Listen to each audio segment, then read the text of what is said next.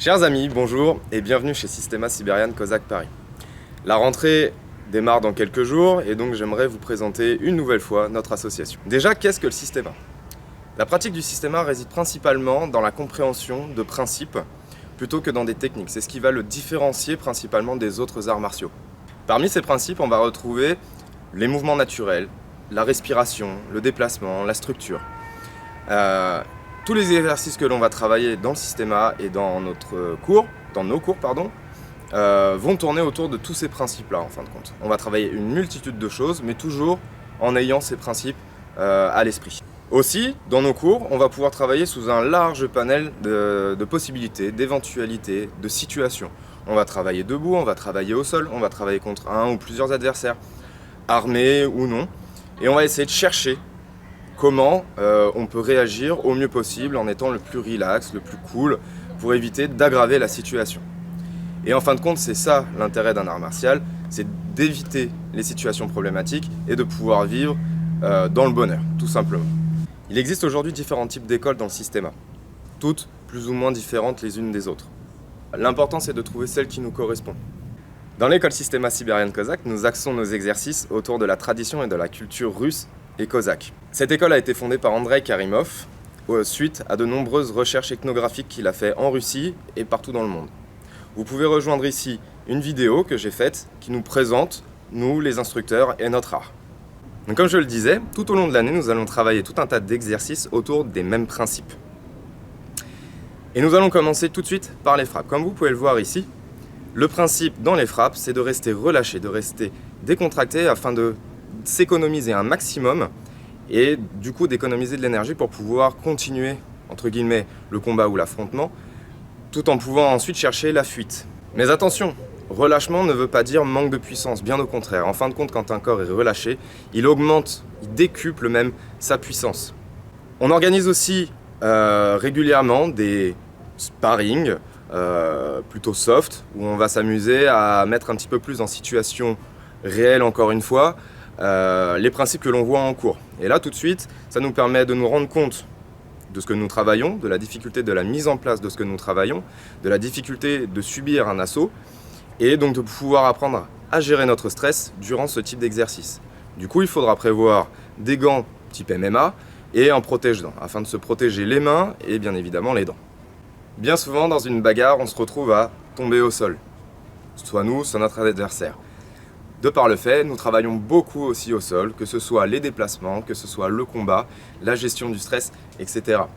Petite vidéo ici aussi où vous pouvez observer donc ce que l'on peut proposer.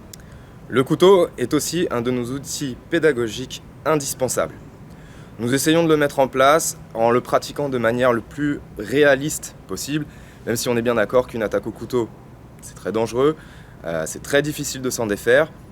Mais on essaie quand même de le travailler le plus réalistement possible et surtout avec le maximum d'honnêteté possible. En ce qui concerne notre approche plus traditionnelle, je vous présente la Nagaïka.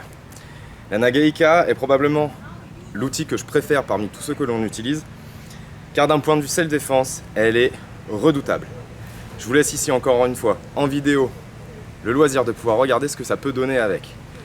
La Nagaïka n'est pas seulement un outil de self-défense, elle sert aussi au massage, que l'on peut se faire soi-même, que l'on peut faire à d'autres. Aussi le massage abdominal, qui permet de réguler toute la digestion et tout le transit intestinal. La Nagaïka est aussi un superbe outil pédagogique psychologique. Elle agit directement sur le cerveau. Un de nos autres outils traditionnels et indispensables aux Cosaques, la Shashka. La Shashka est donc un sabre à la base de cavalerie utilisé par les Cosaques. Nous y travaillons la coordination, la posture et le mouvement. Tous les mouvements que l'on fait avec la Shashka sont quasiment en 8, ce qui nous permet aussi de pouvoir travailler les mouvements que l'on va travailler ensuite en Systema, en art martial.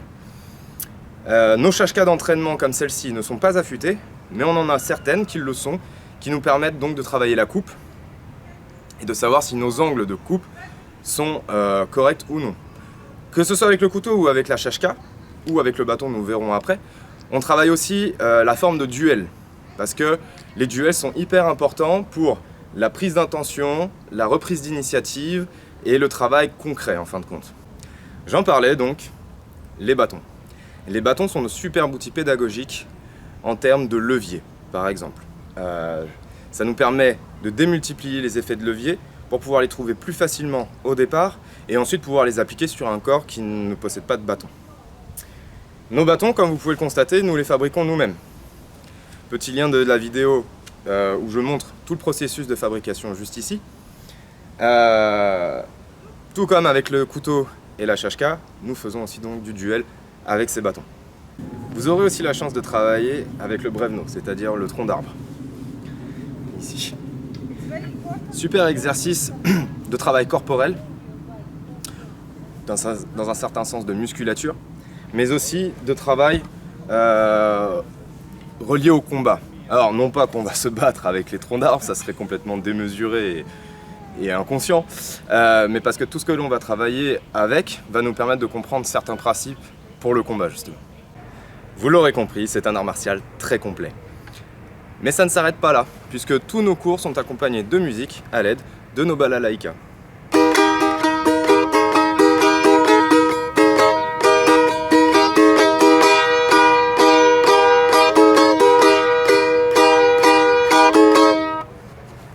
Mais aussi à l'aide d'instruments de percussion. La plupart de nos cours sont aussi agrémentés de jeux. Le jeu est une très bonne technique, un très bon principe pour apprendre tout en s'amusant et en décontractant son cerveau en fin de compte. Puisque lorsqu'on est dans des exercices, on a tendance à se focaliser sur ce qu'on doit faire et ça peut être très long. Avec le jeu, tout vient beaucoup plus facilement. En parlant de jeu, nous avons aussi un cours spécial parents-enfants, nommé Empower the Child. Lors de ces cours, grâce au jeu, nous allons pouvoir renouer le lien entre le parent et l'enfant, les parents ou les enfants, et aider donc ces derniers à pouvoir se développer au maximum de leurs capacités psychologiques et psychomotrices. Ces jeux sont vraiment hyper agréables et ils permettent aux parents de retrouver le goût et l'envie de jouer et de partager un bon moment avec leurs enfants.